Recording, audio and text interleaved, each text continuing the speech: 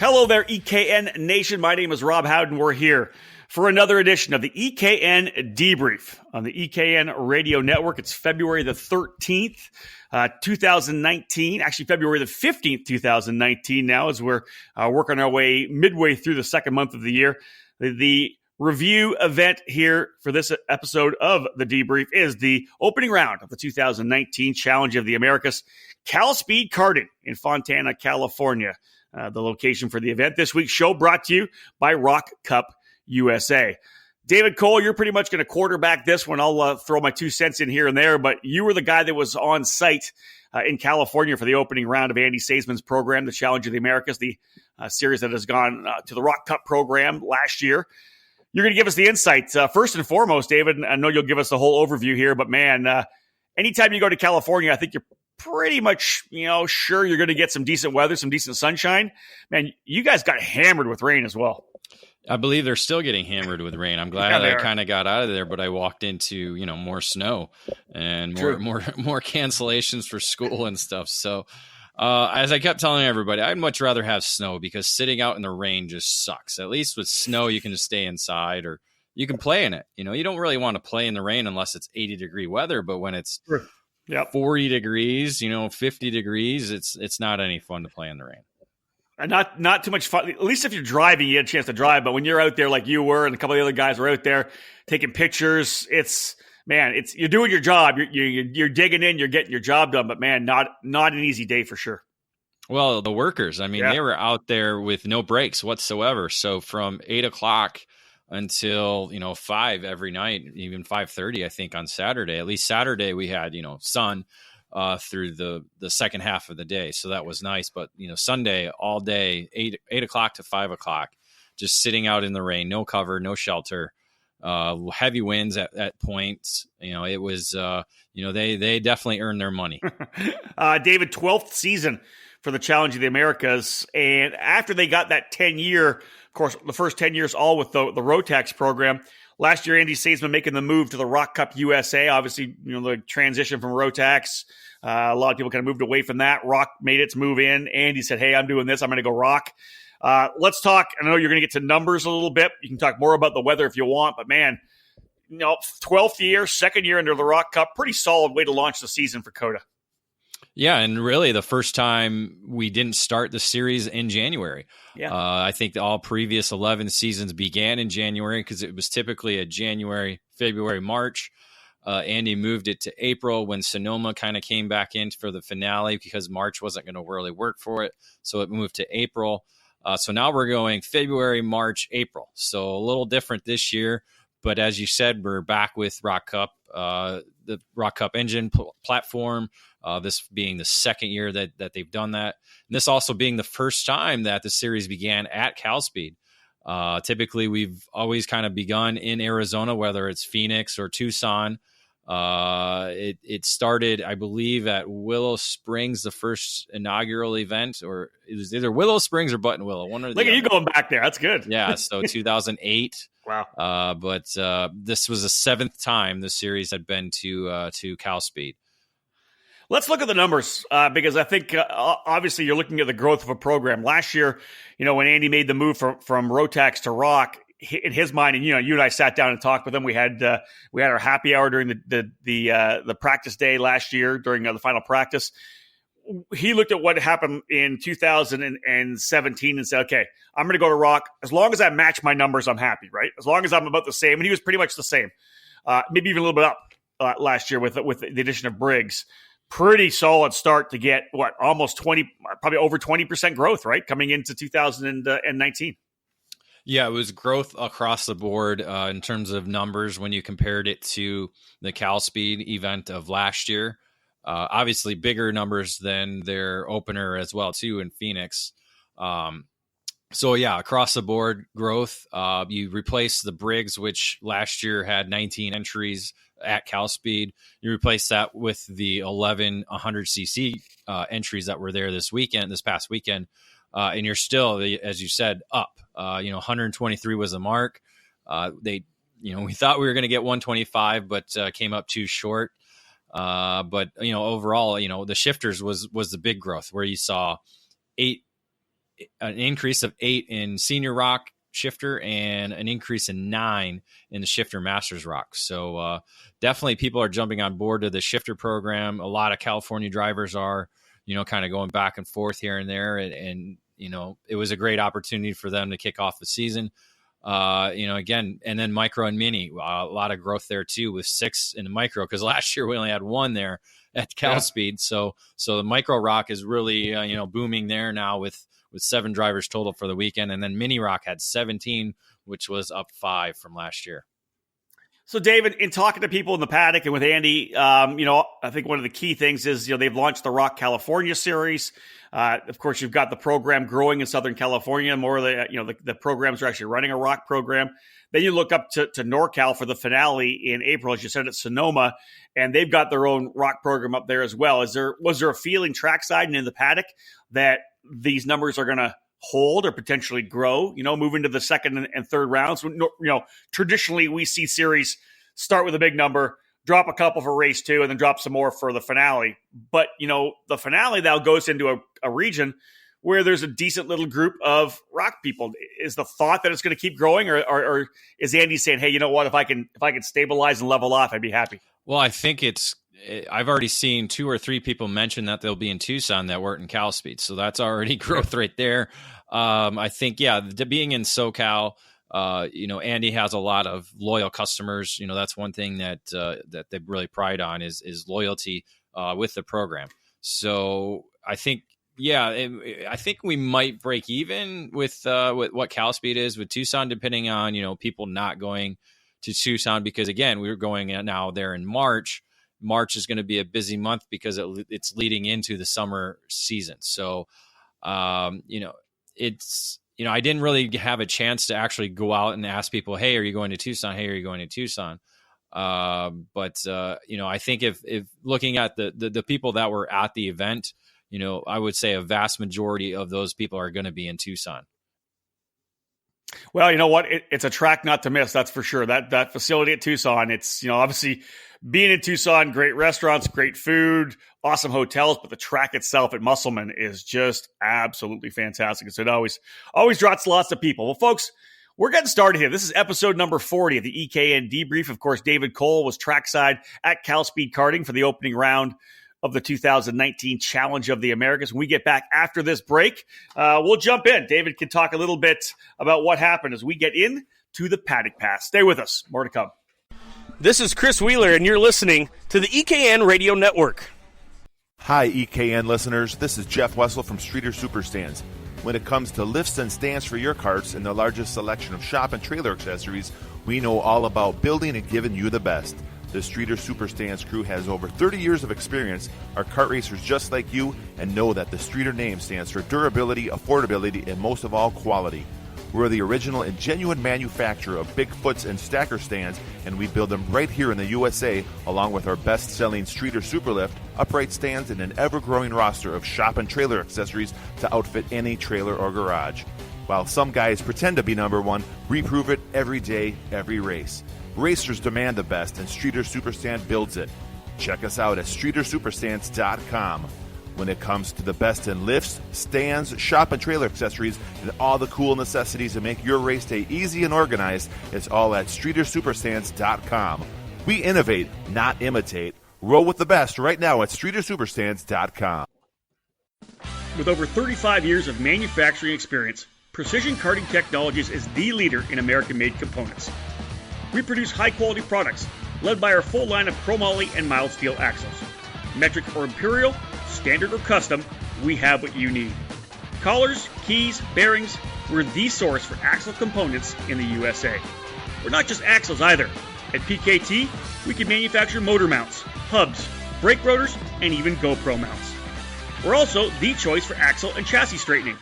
We've designed a dedicated table for the sole purpose of straightening and laser aligning your chassis. If needed, we have the capability to cut, replace, and weld portions of your chassis as well. Big crash bent your frame? Send it to us. Broke a spindle yoke off in a wreck? We can replace it. You don't need to toss that expensive frame in the trash bin. We can fix it. We can repair and straighten chassis, and we CNC machine the finest karting products in the country. With over 70 dealers throughout the US and Canada, it's easy to choose PKT. Family owned and operated, proudly made in the USA. PKT. What's in your cart? Hello, karting fans. This is Gabby Chavez, and you're locked into the EKN Radio Network. Welcome back to episode number 40 of the EKN Debrief, here, of course, on the EKN Radio Network. Rob Howden and David Cole bringing you the review of the opening round of the Challenge of the Americas from Cal Speed in Fontana. Moving in now to the Paddock Pass, presented by CRG Nordam. If you want to drive the best, drive CRG. After years of independent American importers, CRG Nordam is now managed directly by the factory and run out of their state-of-the-art headquarters in Texas. CRG Nordam is the American arm of the CRG factory in Italy, and they're serious about success. If you're ready to step up to the national level, do it with a factory race team that competes across the USA. CRG Nordam is a full factory effort with the best personnel and the finest equipment. We're serious about winning, and you should be too. All right, David, into the Paddock Pass. Again, great thing about the COTA program is it's got that cool, chill atmosphere. You get a chance to get around, talk to some people. The tents aren't all zipped up like some of the other programs. What was the buzz? What was going on in the paddock? Well, I think they were because of the cold, windy weather that we had on Sunday. That's true. Doors were locked. Yeah, thankfully on Sunday, on Saturday it got sunny again. Friday was pretty normal. I was wearing shorts and a sweatshirt, so it wasn't too bad. But the rest of the weekend was bad. Again, we didn't talk about this yet, but I had a little bit of a late arrival, you could say. That's right. We didn't go into that yet, did we? I got there to the hotel. Originally I was supposed to land at LAX around 4:30 p.m. Los Angeles time on Thursday. I didn't get to the hotel until Friday morning at 4 a.m. You got it. It was 4 a.m. So 7 a.m. your time. I was listening to my home station's morning show as I was driving to the hotel to get 4 hours of sleep and head to the track. So it was not a fun journey there. Let me just say that. So. Yeah, I was flying from Southern California to Florida for the SCUSA race. You were flying from Michigan to LAX, and why we didn't just go back and forth would have been probably a better idea.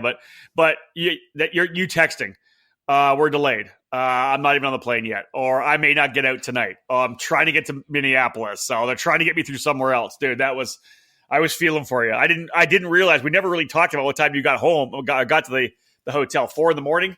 Man, a 24-hour day, that's pretty rough. Yeah, it was easily. Yeah, not to mention power outage at my house 8 in the morning when I left, not coming on until Saturday night. So, 3 days of my wife and kids at a hotel, thankfully for my in-laws.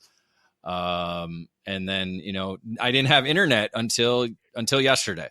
We had the modem box for TV and internet blew. So we didn't get a replacement until yesterday. So it's kind of been a trying 2 weeks for us here. But that late arrival kind of hampered my plans and my kind of timeline, especially Friday, because that's the day that we're able to walk around through the paddock. And so my late arrival, and you add in the early sunsets and not a lot of light going on after the podiums, I didn't get really very much time to kind of walk around and talk with people. So it was very limited. So, just kind of going around looking, obviously, CRG Nordam's, Ewan Jeffrey was there with Ron White Racing. So I got to speak with Ewan a little bit, had dinner with him one night. So, he was really happy with, the customers that were there, and they're supporting them while the rest of his crew was in Florida with you guys, enjoying the 80-degree weather. Yeah, it was tough. So, but, like that, a number of different teams that were in attendance, including the VME karts with Vince Mandarino. He brought in a number of international drivers, not only obviously Canada, a good group coming down from there with the ES with the new team, but also some drivers from Italy and Peru. So they had a good, probably 15 drivers on the VME there. Wow. So good representation. Awesome. The Atomica kart was there with probably 3 or 4 drivers. GFC obviously making their debut at the Challenge of the Americas as well with that new chassis program. and then a new team with Greg Welch launching the Forward Direction Motorsports. They had pretty cool graphics, a good following under their tent. But again, and I was not able to really speak with him about, and a lot of other people about, 2019 and what's going on moving forward. Well, that's cool to see some new people there. Obviously, a positive to see so many guys on the VME kart program as well. I know Vince Mandarino and his son Lorenzo have worked very, very hard on that. Of course, VME Kart USA doing a lot of racing throughout the 2019 season. Look forward to seeing them trackside at many events. Dave, what about the debut of the 100cc category at the Challenge? Obviously, they had the Briggs last year, 19 guys. As you had mentioned off the very top, you had, 11 guys, I think you said, in the 100cc program. Give us some insight on how that kind of fit in and how things rolled out for 100cc. Kind of, how we talked about, the rock program growing. There's a lot more events now with the Challenge. You add in, and especially the Rock the Rio, which debuted last year in November in Las Vegas. Well, the senior and Masters 100cc category debuted there. A combination of the Vortex VLR engine along with the IMEK 100 engine. Challenge adapted to that, bringing both the senior and Masters classes into the program for 2019. There was great parity between the two engines. You couldn't really tell, one was better than the other. There was only 3 VLRs engines there. The rest were the KA 100. So the real question going in was, people asking about a junior setup. Promoter Andy Saisman is not exactly set on the parity between the two engines at the junior level. They're still kind of developing, headers and other types of restrictions that can work to make both of them similar, kind of what they are with the senior and master setup already. So that's one thing that they're kind of looking at moving forward. What about track layout for the weekend? I know that I think they ran a new track layout as well, did they not? Well, as we saw, I believe it was in late December, maybe early January, how Cal Speed shut down and had some upkeep going on at the Fontana, California facility. The new Grande layout has a number of changes with a number of the turns around the course. Most notably was in front of the grid. It was a longer straight line to kind of run a parallel to the grid rather than a big sweeping curve that we were used to seeing with the old layout. Also a tighter hairpin that we see in the middle of the track. That brought on a lot of the shifters were almost on the clutch, like almost grabbing that clutch just because it's just so tight of a corner and slow of a corner that they're there.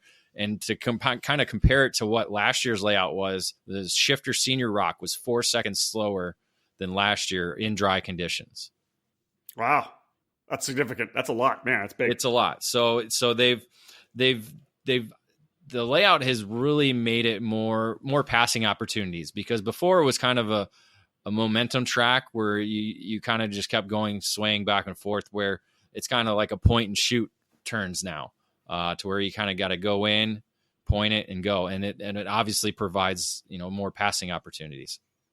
Well, folks, there's the paddock pass from David Cole, giving you a little bit of insight. And again, as he said, normally getting a chance to get into the paddock a little more, but coming in late as he did, then with the weather, everything kind of getting zipped up, a little harder to get some information. But still, a lot of good stuff there and a good feel, especially with the new teams coming into the Challenge of the Americas. You can feel and see that they have good momentum here in 2019. Let's go to another quick break here, folks. When we get back, it's time for David to go class by class. We'll have the race report after this. Hello, karting fans. This is IndyCar driver Zach Veach, and you're locked into the EKN Radio Network.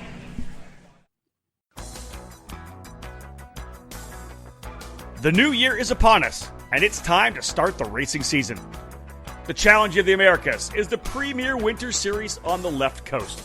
The program is into its 12th season under the guidance of industry leader Andy Saisman and his fantastic series officials, promoting fun, exciting, and competitive racing for the winter months. Following a great opening event at Cal Speed Karting with over 120 drivers, the second stop of the program takes competitors to Arizona and the Musselman Honda Circuit outside Tucson on March 8th, 9th, and 10th. The championships will be decided once again as the program heads north to Sim Raceway Performance Karting Center in Sonoma on April 5th, 6th, and 7th. The Challenge of the Americas is an official Rock Cup USA program featuring all 7 of the categories from micro to senior shifter, and it provides Rock Cup International Finals tickets to series champions. Add in the Tag 100cc Senior Master classes, all utilizing the Bridgestone tire. Prizes are awarded each weekend, along with entries to the Rock the Rio event in Las Vegas at the end of October. Head over to challengekarting.com to learn more and register today for rounds 3 and 4 in Tucson.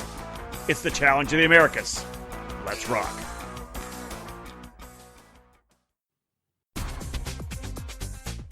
It doesn't matter what series, the VME kart is running up front.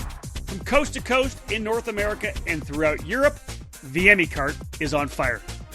VME Kart USA is the importer for Vince and Lorenzo Mandarino's creations, racing and distributing the entire VME chassis line from cadet to shifters. VME Kart USA's focus for the 2019 season is regional racing through dealer JH Motorsports on the West Coast and Elite Karting Group in the Midwest. We're also set up to be at all the major events at our home circuit of Newcastle Motorsports Park, along with supporting drivers in Las Vegas this November for both Rock and SCUSA events. VME Kart has secured big wins at big races, and there's much more where that came from. To learn about our chassis and program and to see what we're doing in U.S. karting every weekend, follow us on Facebook at VME Kart USA.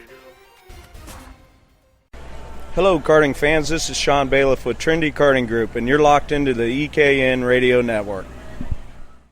Welcome back to episode number 40 of the EKN Debrief. David Cole giving us a full review of his trip to the Challenge of the Americas opener at Cal Speed in Fontana, California. That happening just last weekend. I was down at the SCUSA race in Florida.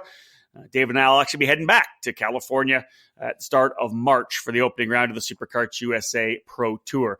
Now we're going into the race report, brought to you today by Cometic Gaskets. Cometic Gasket has become a leader in the performance gasket market by collaborating with engine builders such as Roush Yates Engines and ECR from the Monster Energy Cup Series. Cometic's cutting-edge gasket technology has then been applied to the Burris Cup Series as a spec gasket, and from there, the entire gasket line for the karting market, including both 2- and 4-cycle engines. Cometic offers the latest and most complete line of gaskets for today's performance-minded karter. Visit Cometic.com for our complete line of karting gaskets. Custom build? No problem. Give us a call at 440-354-0777, and we can help. All right, David, Cometic Gasket, the sponsor of our race report. Let's kick things off. Let's talk about racing. Let's start with Shifter Rock Senior. Well, there's no better way to start out the season than with victory, and that's exactly what Zach Pedanici did. The NorCal driver was able to sweep the day on Saturday, including the wet qualifying and then winning the pre-final in the dry and then the final in the dry. Coming up from 10th to finish second was Nikki Hayes, last year's third place finisher in the championship chase. So a good return back for Hayes, regrouping in the final to finish second on the podium. And then veteran Brian Keck running in third place in his challenge debut. You know, for me, I think Zach Pedanici is very, very underrated. There's a guy that, came through the S3 category, then moved to S2, especially for his height. He's a tall kid, and he's able to use that weight. Dude, when we're at Lancaster, whatever race it may be, that guy can wheel it. And to be able to score a win there to kick off the season, good for him. He needed that kind of, he needed that win, I think, to put on the resume so people can go, you know what? This kid's fast. Like I said, I think he's highly underrated as a shifter driver. Yeah, it's been a great last 2 seasons for him in the shifter ranks, definitely for sure. Moving over to Sunday, it was, as we said, completely wet. Luckily for the shifter Senior Rock, it stopped raining, but still all the water was there left on the racetrack for them to negotiate in the final. It was a tricky final.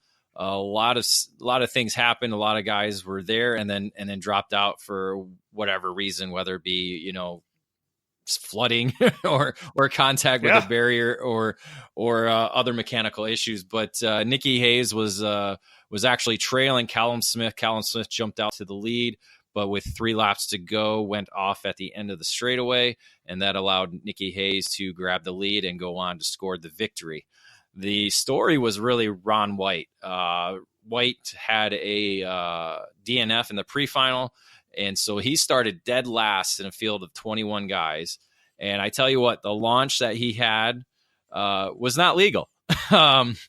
They actually penalized him 10 seconds for exceeding track limits at the start because he nearly took out the head flagman going all four wheels off the painted line at the start, which is one thing they mentioned at the drivers meeting was at the start you are not allowed to exceed the track limits. Obviously, in the rain conditions, guys were exceeding track limits left and right because, again, the track is completely paved. There's no grass and only barriers and curbs to mark out the outside of certain areas. Well, in one certain spot of the racetrack, it's a double right-hand corner going down the hill to the start-finish line. Guys were probably 10 feet off the painted line in order to get that extra grip with the patch surface. Yeah. What's the stuff they lay down? Yep. What's that stuff? I get the sealer. The sealer, exactly. So they would drive 10 feet off the sealer, pitch it to get the grip to turn right, and then keep going. So it was. I got to get some onboard to actually show people what it looks like because it was insane to watch. But so anyway, Ron White, had this amazing launch from last to almost, fifth, I think, or something like that. But obviously he received the 10-second penalty, but because he was so far ahead of third place Prescott Campbell, he retained the second position on the podium. So it was as I tell you, it was a wild final with guys just kind of dropping here and there. And again, so that penalty should have been a lot, but luckily for Ron, he was able to get away from everybody. And Prescott was actually the pre-final winner. He had some issues that he had to bounce back in order to get up to third. So good for him. So in the points, so Hayes leading the way. Excuse me. Hayes is leading the way over Brian Keck and Petanici in third as we head to Tucson. So moving over to Senior Rock, Saturday, it was the Cooper Becklin show. The senior rookie was able to run up front all day long. The only battle he really had was with Jake Drew. The two battled in the pre-final. Drew had to come off for a meatball flag for his rear bumper coming off. Same thing in the final. Drew fought his way back forward, got up to Becklin, took the lead, and then the rear bumper came off again. So two bad bumper races for Drew, which cost him the victory, but that allowed Becklin to take the win in his senior debut weekend. Colby Dubato, both he and Becklin were doing double duty on the weekend, so they were 1-2 in the first final on Saturday for the Senior Rock category, with Alex Saragusa earning his first COTA podium. Good for him. So double duty running. What else were they running? They were both running the X30 Senior. The 100cc 100cc Senior and Senior Rock, exactly. Were they running the IAME or the VLR? Both were running the IAME. No, I think Becklin. I'll have to double check that, but yeah, I'll get back to you on that one. Yeah. All good.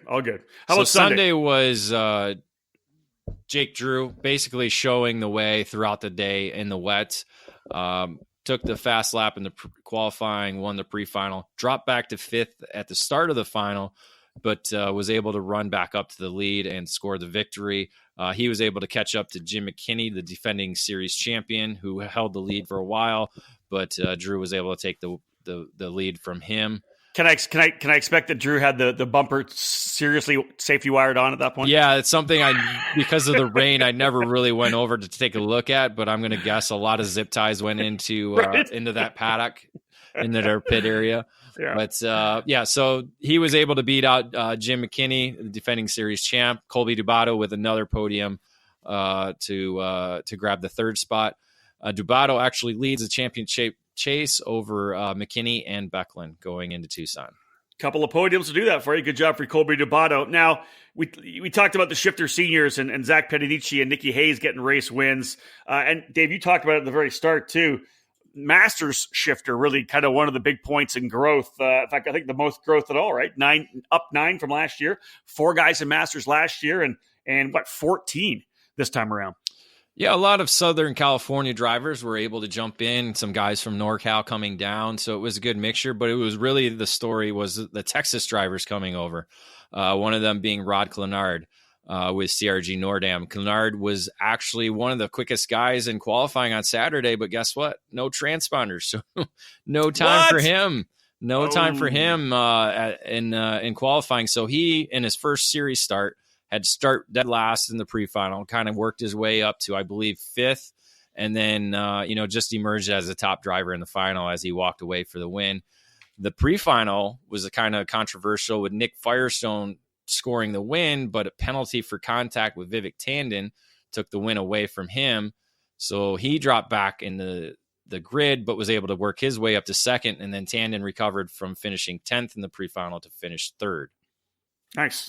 Good to see both those guys working themselves back up after some issues. But again, you can't count out Rod Clenard. That guy's a wheelman, man. We know it. He's there's a lot of good shifter kart drivers in Texas, and I know that when I did the Texas Pro Kart Challenge last year, he was always battling it out with Nathan Stewart, and they just have some epic battles. So good racecraft for Rod as well, and he's one of those guys that can really get off the line as well at the start. So not surprising that he was able to grab a win. Yeah, the team was powered by Fireball, if you can imagine that. If you saw any of the photos that I did post, we had posted. I love Masters racing. Yeah, I didn't have Nathan marked down in my notes, but he was one of the quick guys all weekend long. I believe he finished 4th on Saturday, and Sunday he was there too, but had mechanical issues, so that took him out of the final. But speaking of the final, that was actually won by Neil Joseph aboard the CRG. So CRG taking both victories on the weekend. Joseph earning his first series victory, was able to outrun Chen and Clenard in the heavy rain race. Chen, the defending champion, kind of bounced back from a tough Saturday and was there leading the race, but Joseph was just a little bit stronger than he was to score the victory. Clenard was there fighting for the lead, got spun around and had to restart and fought his way back to 3rd after going P1 in qualifying and the pre-final. The rain always shakes things up, doesn't it? I always laugh. It's the single speed stuff's one thing. You're rolling the speed, but it's, anytime you're in a shifter in the wet, it's tough because you got so much torque. The bottom end, you're spinning the rear wheels. You got to watch yourself. You have both race shifters in the rain. It's a bunch of fun, but you have got to be so soft on that throttle. It's all about feathering it. Yeah, exactly. So Rod Clenard leading the points over Joseph and Chen. I believe that's the top 3 heading away from Cal Speed. That is. So that obviously is going to lead to probably Clenard going, Joseph going, and of course we know Chen will be there as a defending champion. So those top 3 guys will probably be in Tucson. So and again, Tucson provides great shifter racing as we've seen in the past. So it's going to be an exciting weekend for those 2 categories. Let's move to Masters Rock. And David, at the start of the day when you talked about how many guys we had here, there's 19 drivers in the Masters category. Really good field of Masters, not only size wise, but you start throwing names out. You're talking Billy Cleveland, Paul Bonilla, Derek Wang, Eric Jackson. Like, you got some big names in Masters out there. Yeah, the first 3 you mentioned were the podium on Saturday. Yeah, you talk about Cleveland, the 2017 series champion. He was up against Bonilla, a 2-time series champion, going up against Derek Wang, making his actually first master start at the Challenge in the Americas. So those 3 guys are very synonymous with USA Masters racing. Cleveland was able to be the top driver on Saturday, scored the pre-final win, and then went wire to wire in the final. Bonilla was right there in second place, tried to take the lead a number of times going down the hill to the start-finish line, but just came up short every time. Cleveland definitely knew he was there and definitely kept him back and shutting the door. Derek Wang was there in 3rd, trailing both of them, waiting for the right time. Just didn't have the energy to really challenge, suffered a rib injury. So he was really muscling his way through the final race there. Again, and talking to him on Sunday, he was thankful the rain came on Sunday. Yeah, rain's a little easier on your body, that's for sure. How did things shake out on Sunday? Did they run in full rain on Sunday? Yes, Sunday was off. I think the Masters Rock had one of the heavier downpours in their final. Obviously, qualifying and pre-final were both wet as well too. So they were battling wet weather all day long. Qualifying, pre-final, number of spins, number of guys spinning around. Cleveland even struggled all day long. So he was actually a DNS on the final. I think he elected to not race. So that was the type of conditions that these guys were racing in on Sunday. Okay. But when there's a lot of water on the track, I guess Eric Jackson just loves it being a surfer. So that was one thing Chappie said on the mic there was he was just finding his wave and found it all day Sunday, able to sweep the day. And the defending champion scoring his first victory of 2019. Wang, as I said, was grateful that the rain came because that helped him to manage his rib injury to drive to the second spot where Nick DeGraff gave Viemi a 1-3 on the podium. DeGraff having another fast pace in the rain, just had some issues on the pre-final that made him have to come up from mid-pack to get onto the podium. Yeah, good outing, of course, for the VME guys. As you said, Vince Mandarino was there. Jackson will take the point lead heading to Tucson. Derek Wang, as you said, in second, soldiering through that rib injury, and Paul Bonilla rounding out the top three in the standings. When we come back from this break, David's going to give us the update on Junior Rock. He'll talk about the 100cc categories. He'll do mini and micro as well. We'll cap off the race report from the opening round of the Challenge of the Americas after this break. I'm Jake Craig, and you're listening to the EKN Radio Network. The shift is on to a new brand and a new way of thinking. Mad Old Nut Racing and Croc Promotion USA are focused on changing the paradigm when it comes to race teams in this sport. And the goal is to support dedicated young racers by giving them the tools and opportunities to succeed. Originally born as Mad Croc, the new branding is Croc Promotion, and Armando Fellini's product continues its dedication to quality and innovation. Croc Promotion USA is the American importer and distributor, and Mad Old Nut Racing is the official race team. We're ready to attack in 2019, and our race results speak for themselves. AJ Myers swept the first 4 Winter Series shifter kart races of the year, and Andrew Bedozo continues to assert himself as an emerging player. Croc Promotion has momentum. Dedicated and talented young drivers, supported and mentored by team owners who know business and who are passionate about karting. That's Croc Promotion USA. That's Mad Old Nut Racing. Search for us on social media and give us a follow.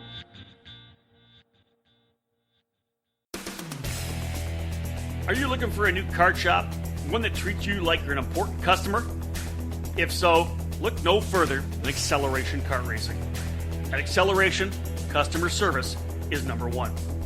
We are a full-time karting business, not a hobby or an afterthought. We have all the products you're looking for, from kid karts to shifters, safety to speed. We strive to offer our customers the best products, prices, and service.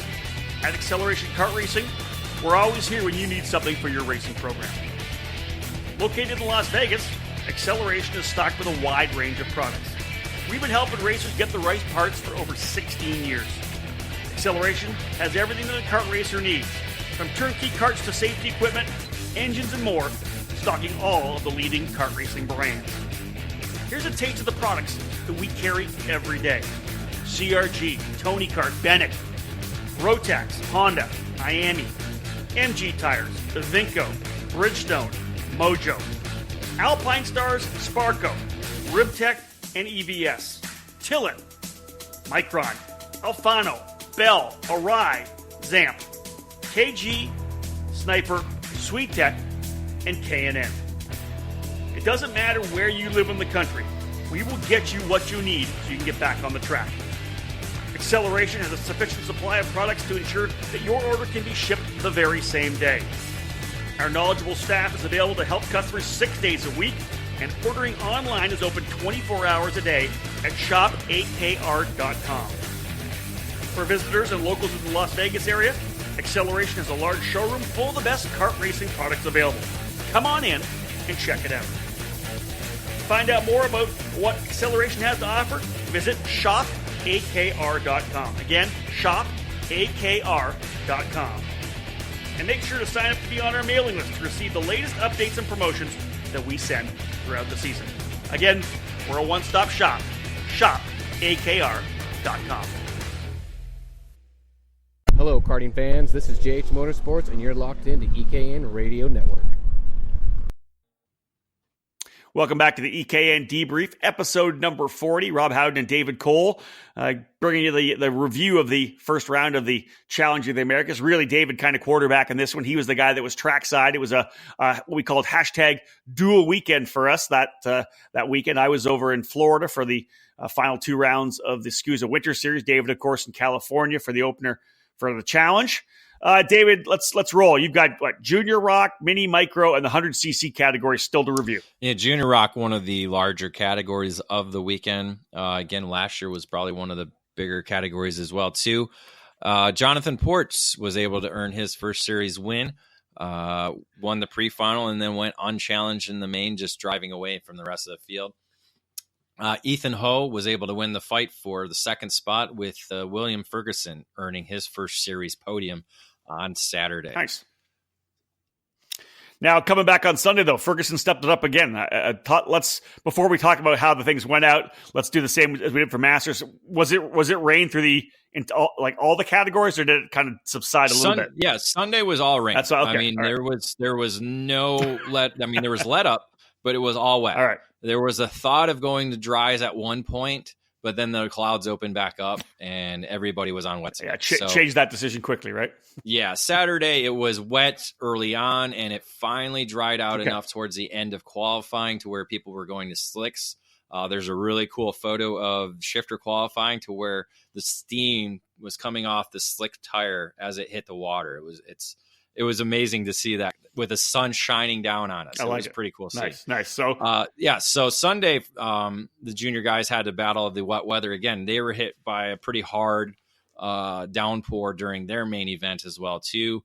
But this one was a great fight up until about 2 laps to go, when you had Ethan Ho, you had William Ferguson, and you had Cole Morgan kind of going back and forth. Ferguson was running one line, Ho was running the other line. Ho led most of the race, was able to qualify first in the qualify P1 in qualifying, and then win the pre-final. So he led for the majority of the final until a lap traffic kind of got him held up. That allowed Ferguson to get by, and then Ferguson was able to score his first series victory. Nice, good for him. The lap traffic also allowed Cole Morgan to move in to the second spot for his first podium in his series debut after placing 4th on Saturday. Ho not able to win again, so that elusive victory still sitting there for him. Still goes in second place in the points, so he'll trail Ferguson, with Ports sitting there in 3rd. Pretty strong weekend for Ferguson, as you said, Davis. Saturday gets his first series podium, comes back in the wet, and is able to win. That's a solid weekend to start the program. No doubt about it. You know, it's that second year type mentality. Last year kind of was his rookie season in the series.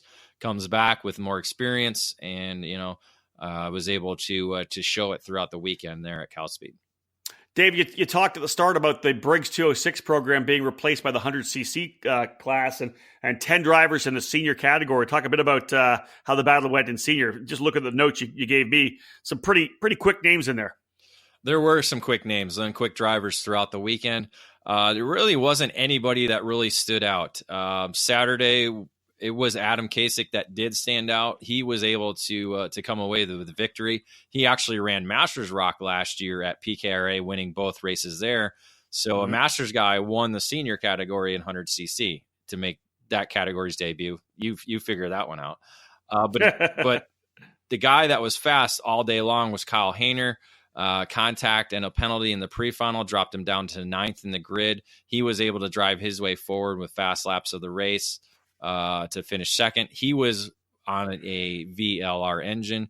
Kasich was on an IAME, and then Colby Dubato in 3rd was on an IAME as well. Everest Fedler finished 4th. He was actually the pre-final winner. He was on an IAME as well. Copy. All right, so what about the rain race? Who stood up in the rain to show us their skills? Well, the Sunday race was actually really good. There wasn't a heavy downpour yet. That was coming after their race. So It was a wet track, but it was a great race. Jackson Dunn and Adam Kasich kind of just went back and forth, corner to corner. Really the only race we saw that was decided on the last lap throughout the weekend. The two kind of went back and forth, corner to corner. As I said, they got to the hairpin. Kasich made a move, got inside, but just couldn't come out of the exit strong and just kind of bogged as Dunn kind of knifed around him and was able to grab the lead and score the victory for his first series victory and become the second different winner in the category that's new to the series. All right, let's talk about third place finisher Colby Dubato. All in all, pretty impressive weekend for him running here the Challenge of the Americas. 4 podiums on the weekend. Yeah, as we said, he was one of the double duty drivers, him and Cooper Becklin. Cooper obviously had his podiums, but Colby was the only guy to score 4 podiums on the weekend. You know, as we said, 2 third place finishes in the senior 100cc category, and then to be able to stand on the podium in senior rock as well. Definitely a strong weekend for him. So Kasich takes the point lead going to Tucson. Kyle Hayner in the second spot, Colby Dubato in third. So when they do get to Tucson in March, should be some pretty good racing. Masters 100cc, Jimmy Gregory, the only driver on track. So, of course, he took the 2 wins, but hopefully we'll see more Masters 100cc guys come out and play in Tucson and in Sonoma. So, David, let's cap off the race report with a couple of reports here. We'll do mini rock first, then we'll jump into micro rock. Saturday was a third straight Challenge of the Americas victory at Cal Speed for Logan Toke. The Top Kart driver just kind of emerged in the final as the driver to beat as he drove away from top qualifier and pre-final winner Enzo Deligny. Anthony White, the son of Joe White, making his series debut, was able to finish third in his mini rock debut. I like it. That's awesome. I didn't know Joe's son was racing. That's fantastic. That's great. What about Sunday? Sunday, the streak for Toke ended with Enzo Deligny going away in the wet weather to score both the pre-final and final victory. He was just kind of in another zip code in the wet, just kind of ran away with the win in both races. Logan Toke ended up finishing second with Ethan Thorne in his series debut with VME Kart from Peru, ending up third on the podium. If I'm not mistaken, did we not get a clarification? Didn't the family of Enzo, isn't it Enzo Delaney? I think I'm pretty sure they came and corrected me last time I was announcing one of the races. You announce, I don't, so I'll say it how I want to say it. I'll say it how I spell it. You type it out so you can say it. So you can say how it. I spell it. I like it. That's funny. Well, I have to say it. Hey, if he's winning races, I better get it right, because it sounds like it's going to be happening more and more here in 2019. That's true. He had a great run there, and I believe he's in Florida Winter Tour right now, racing in Miami. So we'll have to keep an eye on that. But yep. So he'll end up he left the weekend as the championship leader. Logan Toke sitting second, and then White, who actually came up from 12th in the final to finish 5th, will sit third in the standings. Nice. Well done. Now, again, another one of the big categories that kind of showed some major growth was micro rock. Last year, we had one guy running around the back of the mini rock races. This time, they actually had 7 in micro rock. So pretty good jump there. And again, as we know, David, numbers breed numbers, right? When you have 1, it's hard to get more. When you have 7, pretty easy to get 2 or 3, 4 more back in. All of a sudden, you're double digits. And we actually had to separate it this time, obviously, reaching that number. The officials decided to split it up, because originally going into the weekend, the mini rock and micro rock were going to run at the same time. So that kind of, made the day a little bit longer and took away those breaks for all those workers, but we were able to get through it. But on the weekend, it was the Filippo Salo show, as the Italian with VME Kart was able to sweep the action on Saturday and then score the big win on Sunday. Saturday, Salo drove away from Nico Sarfati and Zachary Walrod. Yeah, see, you can't have Smith or Johnson. It's just so much easier. So that was, everybody was pretty spaced out on Saturday. Same thing on Sunday, except Walrod had an issue late or early in the final. So he was charging his way up through the field in the final, catching Sala lap after lap after lap in the wet. And it came to just 95 thousandths of a second separating the two at the checkered flag. So there was no passing, but it was a great run to the checkered flag for both drivers. Gage Jarvis, last year's champion, rebounded from a DNS on Saturday to end up finishing third. Just great to see Gage out there getting a chance to race with people now, because he was the one guy on track last year that was running with the mini rocks, right? He'd get lapped sooner or later, but good to see him back out there. Yeah, he had one guy join him in Sonoma. That was Nico, I believe. That's right. Yeah, you're right. I think that was your buddy, right, Nico? That's right, Nico Sarfati. That's right. That's right. I forgot about that. So definitely the numbers growing to go from just 2 overall last year to having 7 at the opening event is a good thing. So top 3, Sala with the point lead, Walrod second. Is it Cypress Andrus capping off the top 3? Cypress Andrus. Now is that obviously that name I could say? It wasn't on the podium at all. So it must have been a couple good, 4th, 5th place finishes. Yes, yeah. He was top 5 both days. So again, with Gage having the issues he had on Saturday, Cypress was almost on the podium on Sunday, but I believe he spun, so that dropped him down to 4th or 5th. Well, there you have it, folks. David Cole's given us the full race report from all the categories involved in the Challenge of the Americas opener. Of course, the first round just a week ago at Cal Speed Karting in Fontana, California. Let's jump in and have a look now where David and I are going to be over the next month or so. This is the EKN Trackside Live race calendar brought to you by Rawlson Performance Group. At the Rawlson Performance Group, we strive for ultimate success. We're more than just an arrive and drive race team with countless wins in the national and regional level. Our focus is on complete driver development, and that's where the success is fueled. We combine one-on-one coaching, on-track instruction, and intensive data debriefing with unparalleled kart and engine prep. Our program will help you raise your game. We'll take you to the next level. If that's your goal, RPG needs to be your next move. All right, David, let's essentially look at the month of March, because we're only mid-February here, but we're not going anywhere until that first weekend. We start things off. You and I both head back. Hopefully, your flights will be on time this time. We go for the SCUSA Pro Tour Winter Nationals. Third running of the Winter Nationals after 2 years at NOLA. We're going to Fontana and Cal Speed March 1st, 2nd, 3rd. That should be a pretty big event, I think. That's just 2 weeks away, Rob. I mean, we will be calling the last round of practice. It'll be lunchtime. So we should be at In-N-Out Burger. Oh, I love it. I love the way you think, bud. That's what we're doing. By the way, the over-under was 2 this past weekend. I was only there twice. You only went twice this past weekend. Well, hey, it would have been easily 3, maybe 4, had you landed when you were supposed to land. Had I land, it would have been 3 for sure. For sure. But I'm trying to think. Saturday, I went out to dinner, so that kind of cut it. And then I had it for Sunday at lunch. Let's be real about Thursday. You would have landed and went straight to In-N-Out. I probably would have had it twice, Thursday. That's what I'm saying, right? You would have went straight to In-N-Out, the one at the airport, LAX. Then you would have driven out in traffic. It would have been 2 hours or 3 hours to get there in traffic. Yep. And then you would have stopped at the one on Ontario Mills.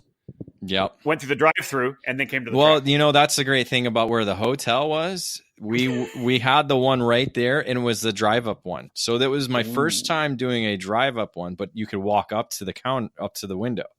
So we got out of the car, walked up to the window, ordered, took it back to the hotel, and ate it. It wasn't the same, but it was still a pretty cool experience. All right, let's next race after that. David's actually right back. He'll go home to Michigan, right back west again for the second round of the Challenge of the Americas, as we've talked about already today at Musselman Honda Circuit in Tucson. Chappie on the mic for the first race. Eric Brennan, who works on the WK Manufacturers Cup EKN Live program, he'll, of course, be at the next race for Man Cup. He'll be actually on the mic. I can't be there again. I have a conflict with the IndyCar opener at St. Petersburg. And then I'll be back at the finale at Sonoma. I think Chappie's going to be there too as well. I'm not sure if it's going to be me and Chappie. I think it may be. But otherwise, David, you're going back to the challenge again, March 8th, 9th, and 10th. Yep, back-to-back weekends. Got to go California one weekend, Phoenix or Arizona the next. So luckily, it'll be 2 weekends full of In-N-Out Burger.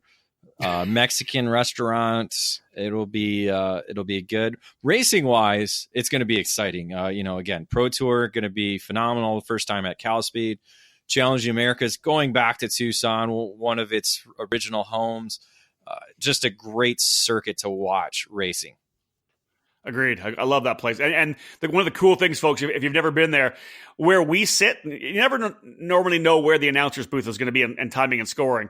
At Musselman, it's in this, it's probably a third story or maybe fourth story. That's how tall this tower is. And all it is, it's a steel frame tower with a little box on top where we sit. And it's an unbelievable view of the racetrack up there. And it's a little sketchy going up and down the stairs, but it's a great place to watch the race, right, Dave? Oh, you can see everything from up there. But yes, Getting up there with 20-mile-an-hour winds is not fun. Or going down. Super. It's very true. Final weekend of the month, March 29, 30, 31. It's actually our second dual weekend of the year. David will be at the WK Manufacturers Cup Series race at GoPro Motorplex in Mooresville. I will be at the iconic Denton, Texas facility for the opening round of the Texas Pro Kart Challenge. Another dual weekend. Of course, we have the EKN and EKN2 now. We started the second channel so that we can stream two different events like we did this past weekend with SCUSA and COTA. So there's our EKN Trackside Live race calendar. We've got 4 events coming for you in March. A lot of great racing. And, of course, if you're at home working on the karts, maybe you're stuck up north like David and Cole and I are now. You got the heater out in the garage. You're working on the kart, getting ready to go. Flick us on. You're going to be able to hear race coverage almost every weekend throughout the month of March. David, going to give you an opportunity. We got a couple more minutes. How about you wrap up the first round of the Challenge of the Americas? I know you want to talk about the constructors and just kind of talk a little bit about well, again, first off, thank you to all of the Challenging Americas and Cal Speed staff who stood out in the rain all day long without a break in the schedule, both days. And, luckily Saturday, the sun came out towards the end of the day, so that was good to see. But again, huge kudos to them. Looking at the Constructors Championship breakdown, wow, 12 different chassis brands scoring a victory on the weekend in the different categories. Dave, that's never happened. That many in one weekend? For victory-wise, I would say probably not in a very, very long time. And again, VME Kart leading the way with 3 victories. CRG, Comp Kart, and Ricardo with 2. Oh, not to mention K&K with 2, thanks to Jimmy Gregory right there. Right. Again, powered by Fireball. Fireball. Burrell Art. I fully endorse that program. Yeah, Burrell Art, Esprit, FA Kart, Formula K, Cosmic, Top Kart, Tony Kart, all scoring 1 victory. So again, 12 different brands scoring victory on the weekend. I think with our Constructors Championship, when we do the top 5, I think we can see like maybe 20 brands scoring a top 5 finish, but to have 12 score a victory is a lot. And David, I know that you're the one that takes care of the spreadsheet for our EKN Constructors Championship. When was the last time you remember that all 4 of the OTK colors scored a win? 1 for Tony Kart, 1 for Cosmic, 1 for FA, 1 for Esprit, all getting a victory. I'm gonna say a Rock Cup weekend somewhere, maybe Florida Tour. Maybe. To be honest, it's not very common that you see all 4, but we're seeing the Esprit really become a fad now. A lot of different drivers are picking the orange color. Obviously, FA Kart has been kind of reserved for, say, Nash Motorsports or Comet Kart Sales. They sell a number of FA karts. Derek Wang is always running the FA kart as well. Cosmic with the Rolison Performance Group, we see them winning at least 1 a weekend. And of course, a lot of people on the green. So. Yeah, no doubt. So, Dave, cap things off here. We're done for this edition of the debrief. Wrap it up, and I'll put a bow on it, and we'll get this thing out on the EKN Radio Network. Well, again, I think we're going to see more drivers who are not in Cal Speed plan on being in Tucson. I've already seen on social media 3 or 4 or 5 different guys say, "Hey, we'll be in Tucson." So, it's a matter of the guys that were in Cal Speed still going to Tucson, and then numbers will be hopefully above the 125 mark, because again, last year we saw growth from race to race to race. So we've seen 4 straight races with the Challenging Americas grow. So I hope it becomes a 5th race in next month. Well, as we always say, David, numbers breed numbers. And you look at the numbers here. I've got the sheet in front of me, like you said. 7 in micro, up 6. 17 in the mini rock category, up 5. Junior rock, up 4. Senior rock, up 5. Masters rock, up 2. Senior shifter, up 8 from 13 to 21. Master shifter, up 9. 5 up to 14. And then, of course, as you said, David, 10 drivers in senior 100cc. Just really solid growth for the program. And I'm sure Andy was able to kind of smile a little bit and say, you know what, this thing's going back in the right direction. Definitely. He had a great attitude all weekend long. The workers, again, just happy to be back at the racetrack with Taylor and Mark and Angel. And again, just seeing the Coda family there, all the racers and competitors and teams, again, that laid back atmosphere was really cool. Well, there you have it, folks. Episode number 40 of the EKN Debrief. David Cole giving us a full review of the opening round of the Challenge of the Americas. Next event, as we said, taking place at Tucson in the second weekend of March. If you want to go racing, get yourself to Arizona. On behalf of David Cole, my name is Rob Howden. Bye for now.